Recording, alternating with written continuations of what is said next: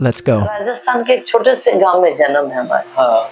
और जहाँ हमारा जन्म हुआ वहाँ तो उस जमाने में लाइटें भी नहीं थी, पंखा नहीं, लाइट नहीं, नल नहीं, कुछ नहीं।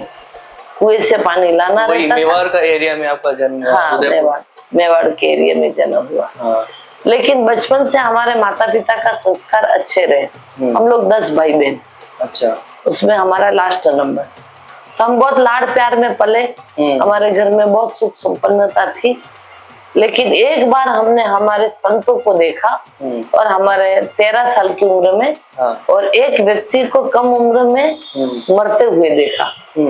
तो तत्काल हमारे मन में बोध जागृत हो गया कि ओ, संसार की ऐसी विचित्र दशा है, कभी अपना भी ऐसा हो जाएगा। तो अपने को जो जीवन मिला है इसके जीवन की सार्थकता करनी चाहिए। तो फिर हमको गुरु दिख गए। गुरु मिले तो गुरु को देखा, उनके साथ ऐसे व्हाइट ड्रेस पहने हुए हमारे जैसे साधवियां थी। उनको देख के हमारे मन में ऐसा हुआ कि हमको ऐसा जीवन जीना चाहिए। 13 साल की उम्र। फिर वो आप 13 साल के थे, वो प्रोसेस कैसा था कि जब आप कैसे उनको अप्रोच किया? हम किसी चीज को जैसे हम गए गुरु के पास। हाँ। तो गुरु का जैन साधु या साध्वी, उनका जो लाइफस्टाइल है और एक जो अभी का हमारा जो समाज का एक एवरेज लाइफस्टाइल जो चल रहा है, कोई धर्म, कोई कास्ट या कोई एरिया से नहीं, जो एक ग्लोबल जो चल रहा है, तो एकदम अपोजिट है कि कोई चीज एक कड़ी भी नहीं मैच कर रही है डायरेक्ट, क्योंकि वो इतना कठोर है। और अभी का कठोर तो अभी का आम जीवन भी है, लेकिन थोड़ा सा वो अलग वे में। वो क्या भौतिक जीवन है। हाँ। और वो चाहे उस जीवन में कितनी भी कठिनाई है, पर वो सोचते हैं कि सामान्य लाइफ है तो लाइफ में संकट है, कठिनाइयां आना ही है। हाँ। ऐसा समझते हैं। और हमारे जीवन जो कठिनाई, वो सोचते हैं ये जबरदस्ती की कठिनाई क्यों लेना, यूं समझते। वही, क्योंकि अभी मैं देखूंगा आपको तो मुझे लगेगा कि आपको पानी पीना चाहिए। हाँ। मन भी करेगा कि मैं अगर 20 मिनट और बात करूंगा तो मुझे लगेगा कि मैं गलत कर रहा हूँ या मैं किसी को जानबूझ के सजा दे रहा हूँ, तो अंदर से तो मन नहीं करेगा। लेकिन आपका है कि वो नियम है, आप फॉलो कर रहे हैं कि पानी तो नहीं पियेंगे, थोड़ा अगर आज कोई आया है, दूर से आया है, तो उससे आधा घंटा और बात कर लिए चलेगा। तो वो जो बैलेंस करना होता है लाइफ में, वो मैं पूछा, वही मैं आपसे अभी थोड़ा देर पहले पूछा कि जैसे मैं एक जो सामान्य जीवन, ऐसे में तो कभी कभी हमारे साथ ऐसा होता है कि हमारे भी जो फॉलोवर हैं, हाँ, कभी कार्यक्रम होता है, फंक्शन होता है, हमको 6-6 घंटा स्टेज पर बैठना पड़ता है। वही जिंदगी जीते हैं, सबकी लाइफ क्या है, टाइट हो गई। हाँ। लोगों के पास समय नहीं है। तो सुबह अभिषेक में आते हैं भगवान की पूजा के लिए, उसी समय हमको बोलेंगे कि आप उपदेश दो। बहुत जल्दी में रहते हैं। हाँ। मुझे तो देख और उसी समय हमको उन्हें प्रवचन देना है। हाँ। क्योंकि बाकी समय वो बोलते हैं हम धंधा दुकान छोड़कर नहीं आ सकते, तो हमें उनके अनुसार थोड़ा सा ठीक है भाई, शाम को नहीं आ सकते, दोपहर में नहीं आ सकते, तो हम सवेरे ही उनको। तो एक और भी है कि जैसे दो, एक साध्वी और साधु है और श्रावक श्राविका है, तो दोनों लोग इंटरडिपेंडेंट है, आपस में एक दूसरे पर आश्रित है। वो हर एक समाज का है, क्योंकि जो गुरु है, उनके जो शिष्य है, मतलब जो आम जनता है, दोनों आपस में एक दूसरे पे डिपेंडेंट होते हैं।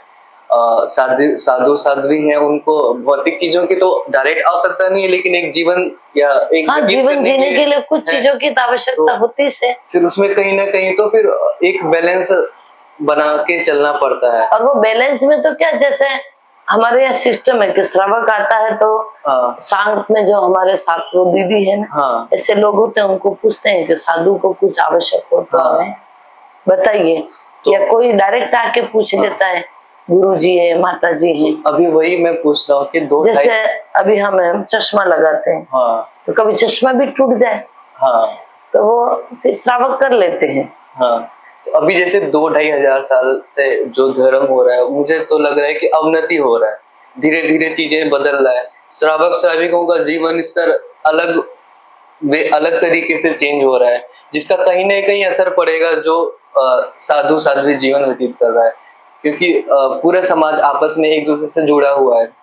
अगर कोई वैराग्य भी ले लिया है या वैराग्य जीवन व्यतीत कर रहा है, लेकिन हम रह तो एक ही धरती पे हैं, हर लोग एक दूसरे से और एक दूसरे के बिना चलता भी नहीं। वही और एक दूसरे का विचारधाराएं मैच भी नहीं खाती है, तो मेरा लेकिन फिर भी बैलेंस बना के चलते रहते थे। तो मेरा क्वेश्चन ये है कि कभी हम आज से 500 साल पहले श्रावक श्राविकाओं का जीवन इतना लूज था, उनको समय मिलता था, तो कहीं ना कहीं उससे जो साधु साध्वी का जीवन है उनको अपना धर्म फॉलो करने में ज्यादा आसानी होती थी। तो क्या समय के साथ वो थोड़ा सा तो उसमें बाउंडेशन आपके जो जीवन है उन पे आया तो होगा?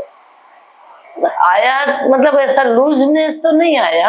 हाँ है जो लूजनेस नहीं, लेकिन जो बाहर से बाउंडेशन आ गई ना वो बढ़ गई है। बढ़ गई है, लेकिन फिर भी हमारे जैसे ठहरने का स्थान है। हाँ। तो लोग समझते हैं कि अपने साधु आएंगे, जैसे ये क्षेत्र है। हाँ। तो जो जनरल पब्लिक आती है उनको ठहरने के कमरे अलग रहते हैं। हम साधु साध्वी आते हैं, उनके लिए स्थान ऐसा बना के रखते हैं। फिर वो ये समय के साथ सुविधाएं भी बढ़ रही है। सुविधाएं बढ़ रही है। गर्मी पहले इतनी नहीं थी, अब गर्मियां बढ़ रही है तो कूलर वगैरह का भी सुविधा आ गई, पंखे चलने लग गए। और इसको कोई लोग यूज करते हैं, कोई नहीं भी करते हैं अभी। और अभी जो आपने यात्रा की, पीछे आप अयोध्या में थे, उसके पीछे और भी जगह से होते हुए आ रहे हैं, शायद मध्य प्रदेश से हो क्या रहे हैं? राजस्थान से मध्य प्रदेश, हाँ, फिर यूपी। हाँ, तो अभी का यात्रा में आपको सबसे ऐसा एक होता है कि वो चीज थोड़ा सा अलग लगा, वो दिमाग में बैठ गया, याद रह गया, कुछ ऐसा अच्छा हुआ कि आपको वो चीज वो जगह ऐसा क्या है कि हमने पूरा इंडिया का ये तीसरी बार राउंड है। अच्छा, तीसरी बार है। हाँ। हम शुरू से ही बहुत घूमे हैं, बहुत पैदल विहार किए, कन्याकुमारी तक हो क्या है। तो पहले भी आप, जैसे अभी तो सबका उम्र ज्यादा है कि उतना पैदल नहीं, तो पहले भी आप क्या यही पहले जब हमारा उम्र कम था तो हम तो खुद पैदल से 30-30 किलोमीटर डेली का चलते थे। डेली का सुबह 15, 17, 18 सुबह चलते थे, शाम को 14, 15। पैदल वाला जर्नी के बारे में कोई बताइए, जो आपने पैदल किया है वो अपना थोड़ा सा। उस समय जब हम पैदल चलते थे तो आखिर शरीर तो शरीर है। उस जमाने में फर्स्ट स्टार्टिंग में तो रोड मिट्टी का होता था, डामर रोड नहीं होता था। तो ये चमड़ी इतनी इफेक्टिव नहीं होती, जलती नहीं थी। हाँ, क्योंकि मुलायम होती थी मिट्टी। तो हमारा शरीर बहुत प्राकृतिक है। तो प्रकृति के साथ वो मिट्टी वगैरह तो ज्यादा पैर दर्द नहीं करते थे। कौन से ईयर का बात कर रही है आप? हमने दीक्षा ली 82 में आपने दीक्षा लिया, और उसके बाद ही ये जर्नी किया आपने। हाँ। तो कुछ समय 2-5 साल तक तो हमको मिट्टी का ही रास्ता, भले डामर रोड होता था बीच में, पर साइड में मिट्टी होती थी मुलायम बढ़िया। उसमें रोड भी तो कम ही थे। हाँ, रोड भी कम थे, कच्ची मिट्टी का रास्ते ज्यादा होते थे, तो इतना शरीर को लोड नहीं होता था, थकता भी नहीं था शरीर। फिर धीरे धीरे ये डामर रोड होने लगा। तो जैसे गिट्टी डालते हैं ना, तो जो डामल होता है वो एक पॉइजन होता है। तो वो चमड़ी को टच होके बॉडी को पॉइजन जाता है वो डामल का।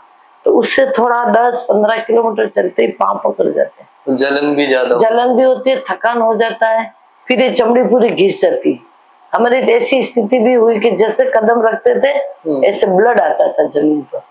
और उस समय आप कहाँ पे यात्रा किए थे? उस समय हम सबसे पहले हम कर्नाटका गए, राजस्थान से पैदल कर्नाटका, फिर पूरा तमिलनाडु, कन्याकुमारी तक पूरा पैदल।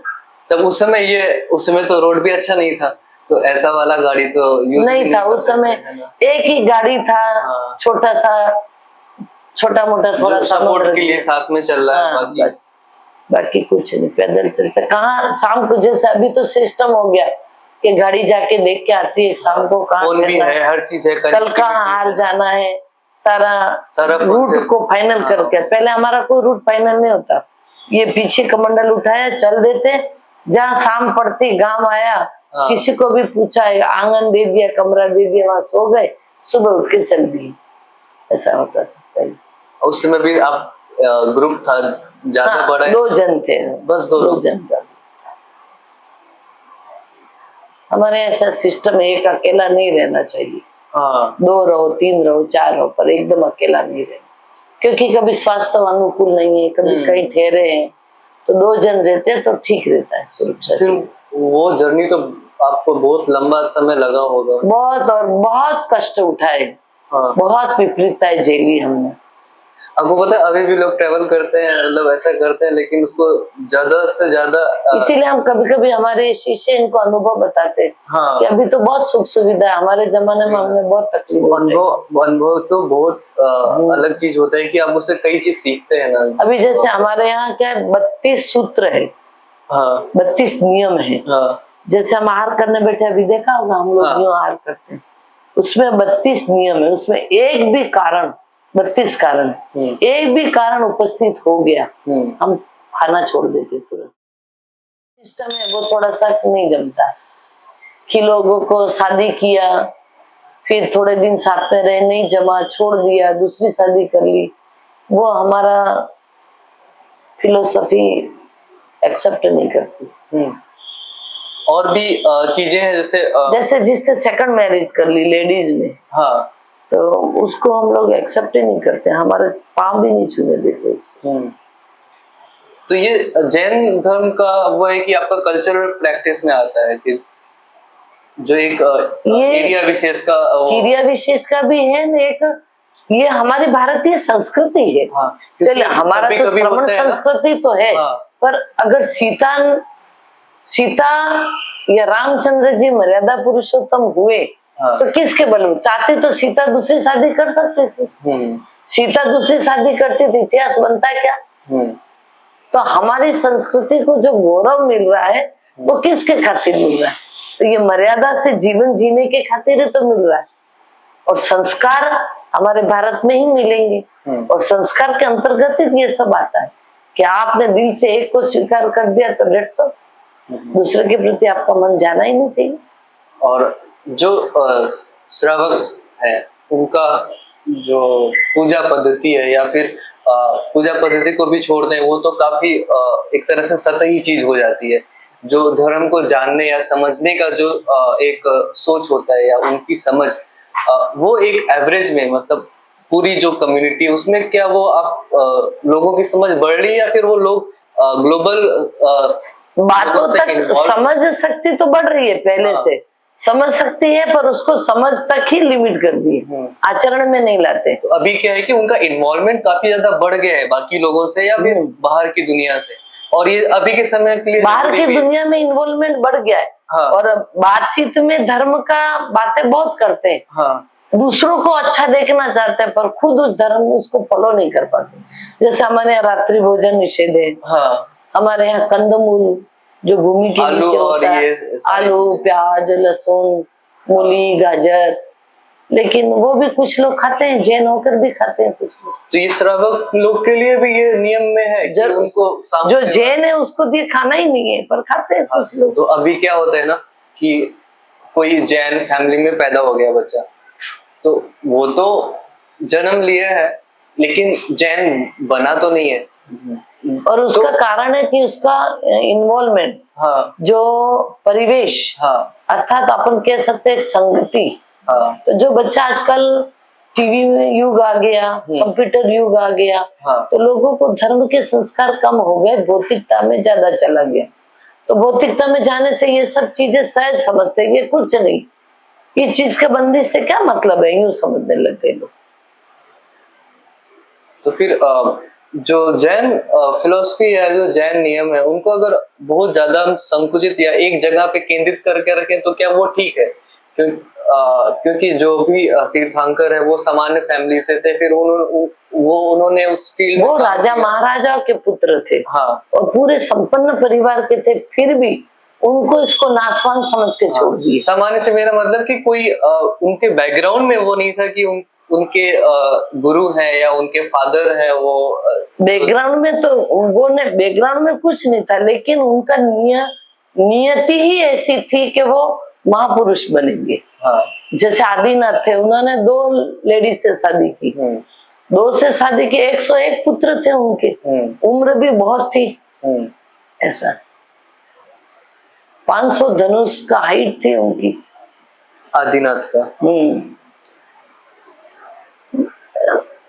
24 तीर्थंकर में खाली 5 ही तीर्थंकर ने मैरिज नहीं किया, बाकी तो 19 ने तो मैरिज किया, संसार बसाया, उसके बाद वो बच्चे पैदा किए, सब किया, फिर उन्होंने संसार छोड़ा।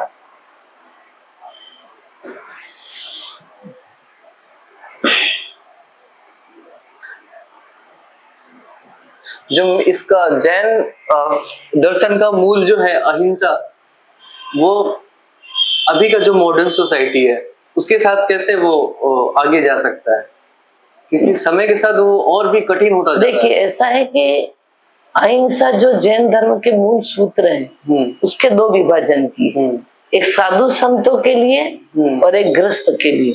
तो गृहस्थ जैसे अपने संसार में रह करके जितने नियम को पाल सकता है उसको अणुरूप कहा है। हाँ। जैसे अहिंसाणुव्रत, सत्याणुव्रत, अचौर्याणुव्रत, ब्रह्मचर्याणुव्रत, परिग्रह परिमाणाणुव्रत, ये कहा गया। हमारे लिए अपरिग्रह महाव्रत कहा। तो जो परिग्रह बिल्कुल नहीं रखना, और श्रावक के लिए क्या है, अणुरूप। तुम्हें जितनी आवश्यकता उतना रखो, बाकी नियम करो। छोटे स्तर पे उसको फॉलो करना है। जैसे तुमको 10 करोड़ की आवश्यकता है, 10 करोड़ की छूट रखो, बाकी नियम कर लो। तो अभी क्या, और अनावश्यक हिंसा मत करो। हाँ। आवश्यक है उतना ही करो। जितने हिंसा का मतलब ये नहीं है कि आप किसी जीव को मारो, ये तो है ही नहीं। लेकिन जैसे पानी भी ढोरना है, तो ज्यादा ढोरोगे तो पाप होगा। आपको आवश्यक है 1 बाल्टी नहाने से पूरा होता है, उतना ही करो। तो और हिंसा से मतलब हमारे यहाँ अनावश्यक पेड़ पौधे मत काटो, अनावश्यक किसी को गलत बात मत बोलो, किसी का दिल दुखे ऐसी भाषा मत बोलो। जीव जंतु को मारने का तो हमारे यहाँ है ही नहीं।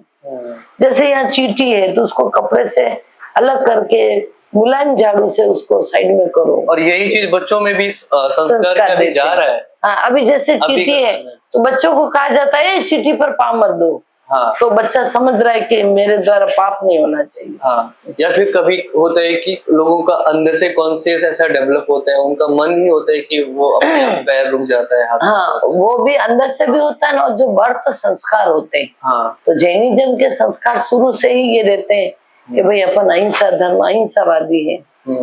तो कोई जीव को दुख नहीं देना, किसी जीव को मारना नहीं। अभी क्या है ये, इसीलिए तो क्या होता है कि जैन लोग शस्त्र नहीं उठाते हैं, तलवार नहीं उठाते हैं। ये संस्कार ही नहीं है इस कम्युनिटी में।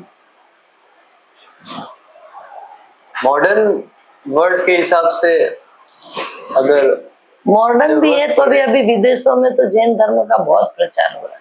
हाँ। अच्छे पढ़े लिखे बड़े बड़े एजुकेटेड भी इन सब जैन धर्म को फॉलो कर रहे हैं। तो अगर हमें कहीं, और अभी जैसे विज्ञान भी इसको मानने लगा है कि रात्रि भोजन, हमारा जैन धर्म रात्रि भोजन का निषेध शुरू से करता है। हाँ। लेकिन आज विज्ञान भी मानने लग गया कि वास्तव में रात्रि भोजन करने से बॉडी पर कितना नेगेटिव इफेक्ट आता है।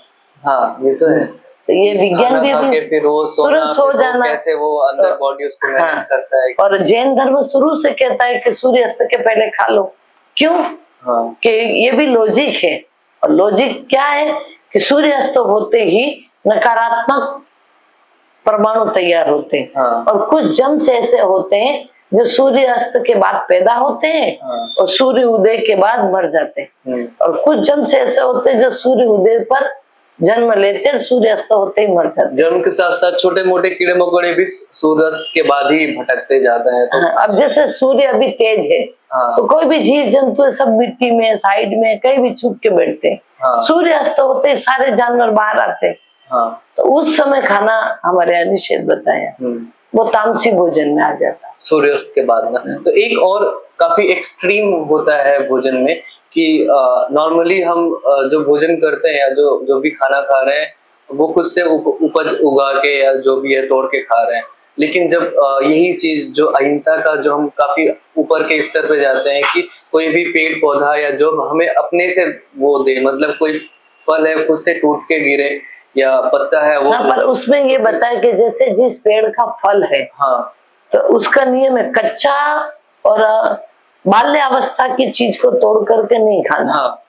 वो परिपक्व हो जाए। हाँ। जब उसका समय पूरा हो जाए तो फिर अपन तोड़ेंगे तो उस पेड़ को तकलीफ नहीं पड़ेगी। हाँ, एक पेड़ पर एक जीव होता है। हाँ। उदाहरण के तौर पर जैसे अपने शरीर के नख, हाँ, अपने ये नख है ना, हाँ, तो नख बढ़ जाते हैं तो अपन काटते हैं, अपने को तकलीफ होती है क्या?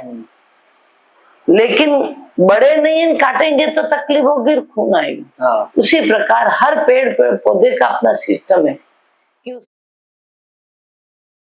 कच्चा होगा, फूल आएगा, फल आएगा, पक जाने के बाद अपन उसको तोड़ते हैं तो उस पेड़ को तकलीफ नहीं होती, तो वो पका हुआ परिपक्व फल को ही खाना बताइए। ऐसा भी है कि कई जैन साधु साध्वी हैं जो उस स्तर पे भी अपना प्रैक्टिस कर रहे हैं।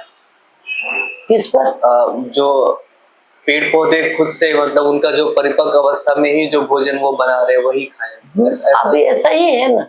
हाँ। सभी साधु का, जैनों का तो ऐसा ही है।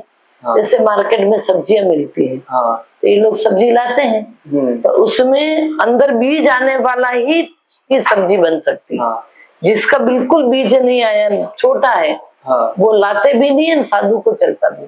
अच्छा, आपको वीगन टर्म पता है? जो वीगन शब्द होता है, वीगन, विघ्न, जैसे नहीं, विघ्न तो हिंदी का हो गया। जैसे एक वेजिटेरियन होता है जो साग सब्जी खाते हैं, एक नॉन वेजिटेरियन हो गया, एक वीगन होता है कि जो केवल जो वेजिटेरियन होता है लेकिन दूध और इससे बनी चीजों को नहीं लेते, नहीं करते। तो उसमें उनका हमारे जैसा दूध भी लेना है, हाँ। तो जैसे निकला, हाँ। 48 मिनट के अंदर वो छान के गर्म होना चाहिए, हाँ। तो ही हम लोग लेते। तो अभी आप ट्रैवल के टाइम पे दूध नहीं यूज करते हैं? हाँ, और अगर करना भी है तो हमारे लोग होते हैं, वो जाते हैं जहाँ दूध निकलता है, वहां से तुरंत लाते हैं, छान के तुरंत गर्म करते हैं। हाँ, तो फिर बाहर जैसे आपने बोला कि मॉडर्न वर्ल्ड में काफी चीजें समझ रहा है, इंडियन फिलोसफी, मतलब केवल जैनिज्म नहीं, जो भी हमारी भारतीय संस्कृति है, जो अहिंसा और वेजिटेरियन, ये सब चीज को हम काफी बढ़ावा देते आ रहे हैं। हमारे ज्यादा से ज्यादा लोग नॉन वेज नहीं खाते हैं, तो मॉडर्न वर्ल्ड में फिर उनका एक ये डेवलप हो रहा है कि जो दूध को निकालने, दूध को प्राप्त करने का जो तरीका होता है कि गाय का जो दूध है वो प्राकृतिक रूप से उसके बच्चे के लिए होता है, नेचुरली, लेकिन फिर उसको एक होता है कि हम बहुत केयर के साथ रखें और उसका दूध यूज करें, और दूसरा है कि वो एक तरह से जबरदस्ती की खेती की जा रही है गाय की, एक बड़े फॉर्म में ढेर सारे गाय डाले गए हैं और उनका दूध यूज कर रहे हैं। तो इसकी वजह से कई लोग उसके खिलाफ जाते हैं कि हम दूध के प्रोडक्ट नहीं यूज करें। लेकिन क्या होता है कि जैसे कोई चीज, जैसे गाय का बच्चा है, हाँ, अगर उस बच्चे की कैपेसिटी है वो आधा लीटर दूध ही पी सकता है, हाँ। और गाय का 5 लीटर दूध आ रहा है, हाँ। और वो उसको पूरा पिला देंगे तो बच्चा मर जाएगा, हाँ। तो ये तो केयर करना भी जरूरी है ना। हाँ, वही चीज है कि, लेकिन आप उसके बारे में क्या बोलेंगे? जो हम गाय का एक फार्म एनिमल की तरह यूज करते हैं एज अ, जो बिजनेस में ज्यादातर दूध तो वैसा ही हमें मिल रहा है, लेकिन फिर भी उसकी सुरक्षा रक्षा तो रखते ही, हाँ। जैसे अभी हमारे गौशाला के नाम से चलता है, हाँ। गौशाला का मतलब है बच्चों को पूरा अनुपातित पूरा देते हैं, हाँ। बच्चों को तकलीफ दे करके दूध नहीं बाहर दिया। तो हमारे यहाँ तो उतना नहीं पता, लेकिन बाहर के देशों में, ये इंडिया में भी बहुत जगह जो गाय होते हैं तो उसमें जो बूढ़ी हो गए उनका वध करा दिए, जो मेल काऊ आ गए उनको आगे बुचर खाने में भेज दिए। हमारे तो लेकिन हाँ, जो एक वो आपके दायरे में, वो तो आप कंट्रोल में कर सकते हैं, लेकिन जो बाहर हो रहा है, जो हम मिल्क प्रोडक्ट यूज कर रहे हैं ज्यादातर, तो यही हो रहा है क्योंकि उनको बड़े मायने में उनको उत्पादन करना है, और फिर कहीं ना कहीं कि उनको अभी क्या है कि देश और इतना फैला हुआ है, हाँ। कि हर जगह अपन अपने सूत्रों को अपन फॉलो नहीं करा सकते, हाँ। कुछ चीजें ऐसी, और हम सीमित जीव लोग हो गए तो सबको कहाँ फॉलो करा। उसमें भी फिर क्या है, हिंदुइज्म जो होता है वो गौ माता मानते हैं, हाँ। उसमें करोड़ों देवता रहते हैं, ऐसा, हाँ। मानते हैं, तो सबका थोड़ा फिलॉसफी अलग अलग रहती है, अलग अलग। आप और भी धर्मों के भिक्षुणियों से आप मिले क्या? मिलते हैं, अन्य धर्मों के मिलते हैं, साथ में स्पीच भी करते हैं, साहित्य भी पढ़ते हैं, अन्य धर्मों का भी साहित्य पढ़ते हैं। राजस्थान में मुख्य रूप से कौन कौन से हैं जो फॉलो? हिंदुइज्म और जैनिज्म, और यही है? हिंदू है, जैनिज्म है, मुस्लिम है। अभी जैन कम्युनिटी तो, बौद्धिज्म कम है राजस्थान, पहले ही रहा होगा, पहले काफी उसमें, लेकिन फिर भी राजस्थान में बहुत कम, नहीं के बराबर। इधर ज्यादा चलता है, ये गया साइड में ज्यादा है, हाँ। कुछ तमिलनाडु में ज्यादा है, लेकिन कम्युनिटी तो वहाँ भी नहीं है, पूरा तो खत्म हो चुका है, हाँ, वो सब उधर चला। तीर्थ जैसे आपके जैन तीर्थ राजगीर और गया, राजगीर में है, लेकिन फैमिली तो मुझे नहीं लगता बहुत, तो हमारे जैसे सम्मिल शिखर है वहाँ भी फैमिली नहीं है, हाँ। जो बहुत बड़े बड़े तीर्थ हैं वहाँ फैमिली कम रहती है, हाँ। क्योंकि पता नहीं कैसा साफ है कि बड़े बड़े तीर्थों पर जैनी लोग कम बस पाते हैं, और बसते भी हैं तो कुछ समय बाद वो शहरों में चले जाते हैं, क्योंकि बिजनेस होप नहीं होता है तो लोग नहीं रहते। और आप बाकी बहुत से काम में रिस्ट्रिक्शन आ जाएगा कि नहीं कर सकते हैं, जो अवरोध आते हैं, जो जैन को फॉलो भी करना है और अपना जीवन यापन भी करना है, तो दोनों को बराबर लेके चलने के लिए तो वो बिजनेस या ऐसे चीजों पे ज्यादा ऐसा, फिर वो बिजनेस भी करता है, क्षेत्र पर रहता है, बिजनेस भी करता है अंदर, लेकिन फिर भी ऐसा माना जाता है कि वो लोग उतना अपने जीवन में सक्सेस नहीं हो पाते। वहां से कि हम जो आप यात्रा कर रहे हैं उदयपुर से समेत शिखर का, तो वो यात्रा के बारे में आप बताइए कि यात्रा के बारे में आपको ये इंस्पिरेशन कहाँ से मिला कि आपको वो करने की इच्छा हुई खुद से, या फिर आप लोग? हमारे जैनिज्म में क्या है कि एक बचपन से ऐसा संस्कार दिए जाते हैं, और हमारी संस्कृति में आगम में उल्लेख आता है कि शाश्वत तीर्थ के बारे में बताया जाता है, क्योंकि उत्सर्पण या असर्पणी का काल चला आ रहा, और जिसमें हमारे 24 तीर्थंकर होते हैं, और जो 24 तीर्थंकर इस वर्तमान काल में जो हुए, उन सब ने जन्म, कुछ तीर्थंकरों ने अयोध्या से जन्म लिया और मोक्ष प्राप्त किया सम्यक शिखर से। उसमें 20 तीर्थंकर ने सम्यक शिखर से मोक्ष प्राप्त किया और 4 तीर्थंकर ने अलग अलग किया। लेकिन उल्लेखनीय ऐसा है कि हमारा आगम ये कहता है कि पहले जितने भी तीर्थंकर हुए वो सभी अयोध्या से ही जन्म लेंगे और सभी सम्यक शिखर से मोक्ष जाएंगे।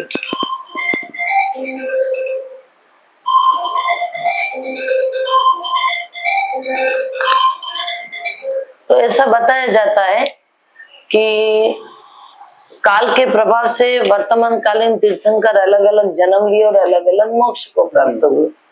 तो ये इतिहास में ऐसा बताया जाता है कि इसे शाश्वत भूमि के दर्शन करना चाहिए, और दर्शन करने के उद्देश्य क्या रहता है, तो उसके पीछे एक ही उद्देश्य है कि भाई क्षेत्र का प्रभाव जो पॉजिटिव और नेगेटिव एनर्जी होती है, तो जो पुद्गल द्रव्य है जैसे निर्जीव वस्तु है, वो भी नेगेटिव और पॉजिटिव दोनों अपनी एनर्जी छोड़ता रहता है।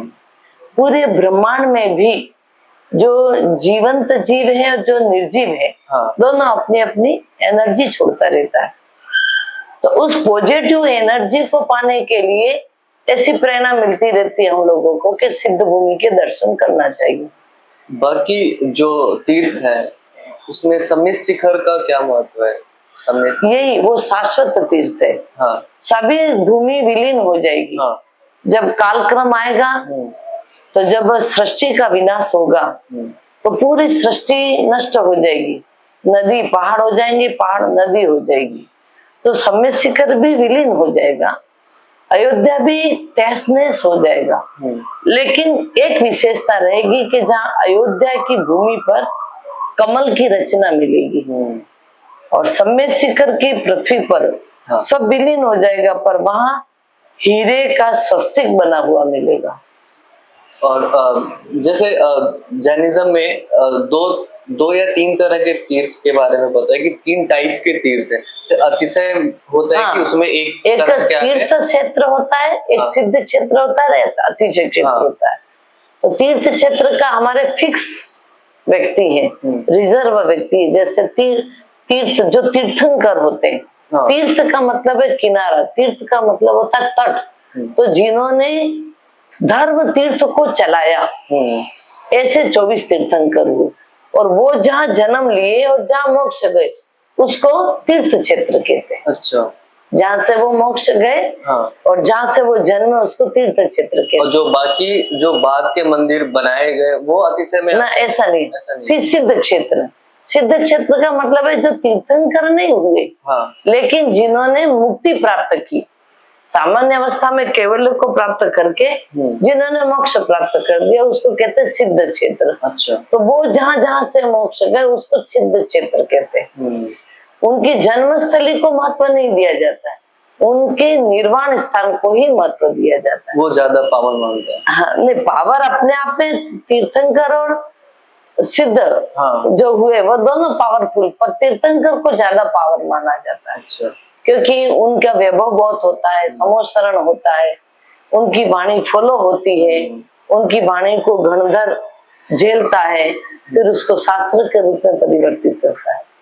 और अतिशय क्षेत्र जहाँ कोई विशेष कुछ चमत्कार होता है, कोई अलग से घटना घटी हो जिसके बारे में लोग कहीं भी कोई घटना घट गई और कोई विशेष घटना घटी, उसको अतिशय क्षेत्र कहते हैं। जहाँ कुछ चमत्कार हुआ, अतिशय हुआ। अतिशय शब्द का मतलब भी हट करके कोई नई चीज होना, कोई अलग हट करके, या जनरल विशेष से हटकर कोई चीज, सामान्य से अलग, है ना, उसको अतिशय क्षेत्र कहते हैं। तो आप जो यात्रा कर रहे हैं, आप यात्रा में आपके साथ जो लोग हैं, जो भिक्षुनियां हैं, जो साथ में लोग हैं, वो मैनेजमेंट कैसे हो रहा है, आप कितने लोग जा रहे हैं, और इसके बारे में आप बताइए। अभी मैनेजमेंट तो क्या, हमारे राजस्थान की मेरे द्वारा बनाई हुई 2 संस्थाएं। अच्छा। एक तो हमारे गुरु के नाम से बनाई हुई, एक हमने पिरामिड ध्यानोदय क्षेत्र के नाम से, उदयपुर राजस्थान का डिस्ट्रिक्ट प्लेस है, वहां पर हमने ध्यानोदय क्षेत्र बनाया है।